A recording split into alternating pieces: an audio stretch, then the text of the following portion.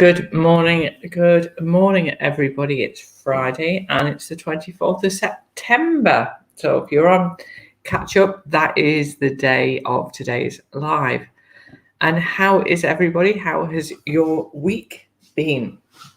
What have you been up to? Let me just have a quick drink of water. I was thirsty this morning. Good morning, Claire. I was actually out last night on a school night. How about that? Went to see Bohemian Rhapsody, the film, at an outdoor cinema, which was very pleasant because it was a perfect night for it. In fact, we sat at one point, we said, let's look at the stars, and the sky was so clear. It was absolutely beautiful. Good morning, Janet. Nice to see you. So today's live, I thought I can't do my live and not talk about what happened on Wednesday. Well, Wednesday was a big day for two reasons. Yes, I was doing my Loop the Loop challenge in aid of Alex's wish, and it was just an incredible experience, almost indescribable, slightly terrifying, and this is the theme for today's live, is what that's taught me about running our own business is that sometimes we've just got to put ourselves out there. Why not do stuff? And Rob Barsby, who was our lovely pilot, well, we had two pilots, but Rob was the guy who did the talk for us and talked to us about Aerosparks and their fantastic business. And they fly all around the world and they are so unique. What they do is they actually, good morning, Lorraine, nice to see you. What Aerosparks do is they are totally unique. They have these incredible planes that can also behave as gliders, which I didn't realize until he decided to turn the engine off and we glided into land. Wow, quite something. I've never done that before.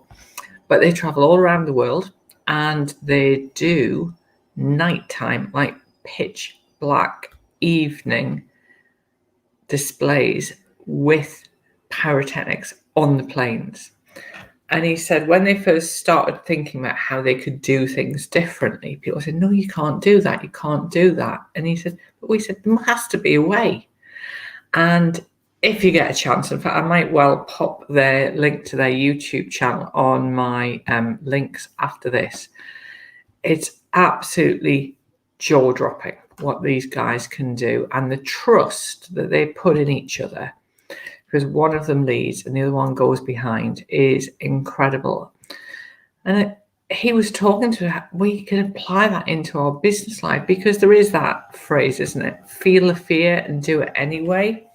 So how can we apply all of that into our social media? Well, for me personally, what I took from that is, let's try and do something different. Let's try and shake it up. And you know what? The way in which the algorithms work in social media, they're alone to themselves. But when you start and put something different in there, that's when it starts to work in our favor. Now, I've done some work over the summer with some LinkedIn experts and also working with a Facebook expert at the minute. So that's been really interesting. Cheers, everybody. Because there is that thing, one of the questions I get asked more than anything else is, how can I make sure my content is seen? And let me tell you, everybody, it's really about that, popping something in there that's a bit different. Perfect example for that is way back in June, seems like forever ago. It was International Social Media Day. And I put an image on all of my social media platforms, the same image across all platforms of bananas. And and there was, I think there was 4 yellow bananas and 1 blue one. And it was saying which banana was about which social media platform. And it was very different. And I thought, put it on Instagram, Karen, that's going to get loads of traction. That's perfect Instagram image. Do you know what? Engagement, hardly anything. Facebook, nothing.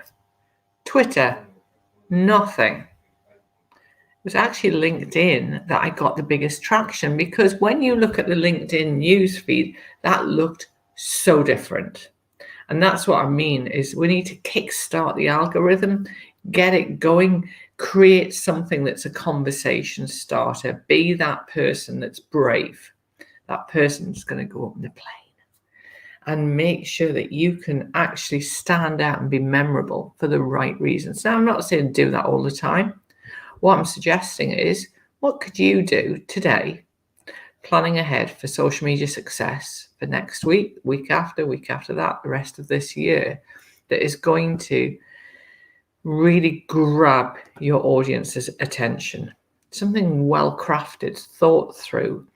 And I was talking the other day, in fact, I'm going on to this session today. I'm part of a trainers community. If you know any trainers that want inspiration, whatever sort of training they do, I'm part of this community. And today we have a full day of business development for our businesses. So a day spent working on our business rather than in it. And we were talking about how important it is to plan ahead and making sure that actually we always ensure that what we put out there is good quality, that we are ensuring that it is within our brand guidelines, because that's important.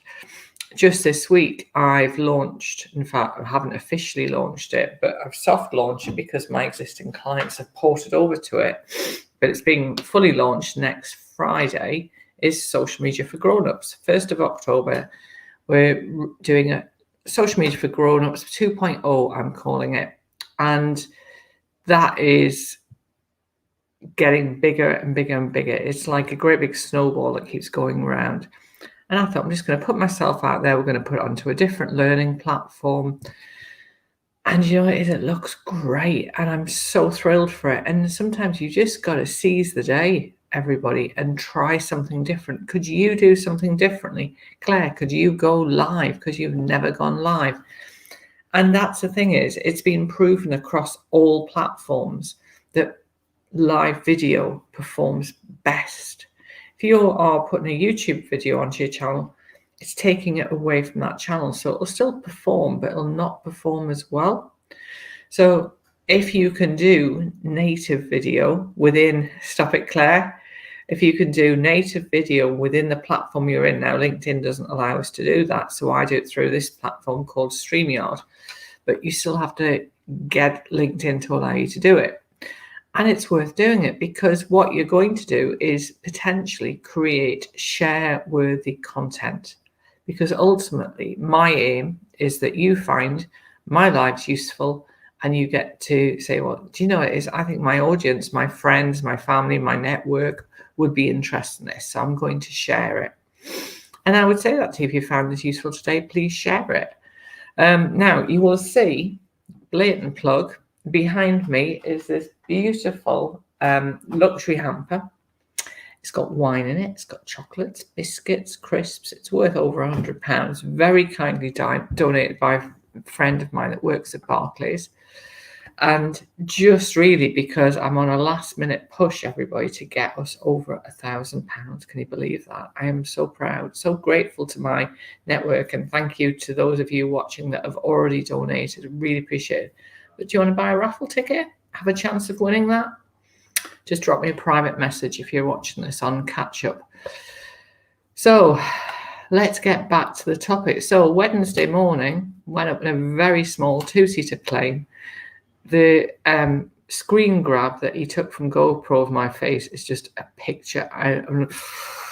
This sort of face, it's very funny. Intense concentration, because yes, he let us fly the plane, which was quite something. And that was an incredible experience, to actually climb through the clouds and be right there on the top, looking out over Leicestershire, across towards Birmingham, up towards East Midlands Airport. It was an incredible view because it was a perfect day. Then came back down to the ground and we had a little glass of champagne. There was a guy there from a champagne company, so we had a little glass of champagne. And actually finally had something to eat, I think about 12:30. I hadn't eaten all day. And then I had to go over to Coombe Abbey because I'm quite shocked, but grateful to be a finalist in the Woman Who Awards. And part of that is you have to sit in front of a judging panel and you have to answer questions about your business. Now, that got me thinking about social media, because some of the questions I was asked, I would ask you. Why would I use you rather than somebody else? Give that one some thought. Where do you see your business in 5 years' time? What is it particularly about your business that makes people want to work with you? Because, you know, ultimately, it doesn't matter what the name of our business is. When I first launched my business, it was called KC Sales Consulting.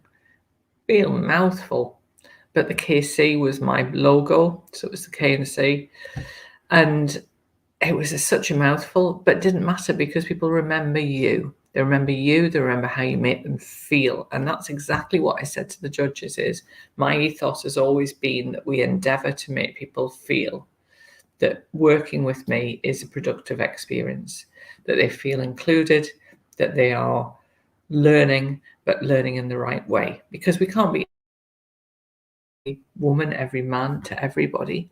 But what we can do is aspire to deliver things in an easy to understand way. And what I said to the judges is very much my theory is around staying away from the jargon and keeping it simple, keeping it as easy and straightforward to understand. So it was quite nerve-wracking. 15 minutes sat in front of these judges asking me questions, and we didn't get any prep for what the question was. The only thing we were told is we had to know our numbers. And you know, they didn't even ask me about my numbers. So what I would say is think about if you were sat in front of a panel, and these could be your perfect clients. What would you say to them to convince them to work with you? Just something to think about on a Friday morning at silly o'clock. It's 8:15 nearly. So what would you say to people about why would they work with you rather than somebody else? What is it that you and your business offers them? Because when it comes to social media, it is ultimately 100% of the time up to us to make it easy to do business with us. If we aren't making it easy, they will go elsewhere. So think about maybe 80% of your posts, have you got a call to action in them? Are the graphics good quality? Don't just go for any old royalty-free image. It's worth investing in get some branded photography, or investing in some professional imagery that you can buy. Just a bit of a tip. Have a look at Canva, because Canva Pro has got some fantastic images and you can schedule your social media straight from Canva Pro. Did you know that?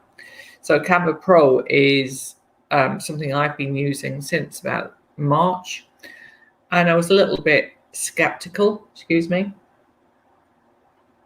I was skeptical about whether it was worth the investment, but to be honest with you, I was paying £8 a month to get a bunch of royalty-free images that I could play with and resize. I can do all of this in Canva, create additional designs, schedule my images, and there's lots of other stuff in there like videos, which are great, that you can use. There's audio.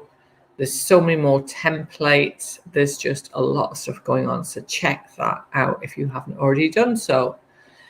So that is this morning's live. I hope you found it useful.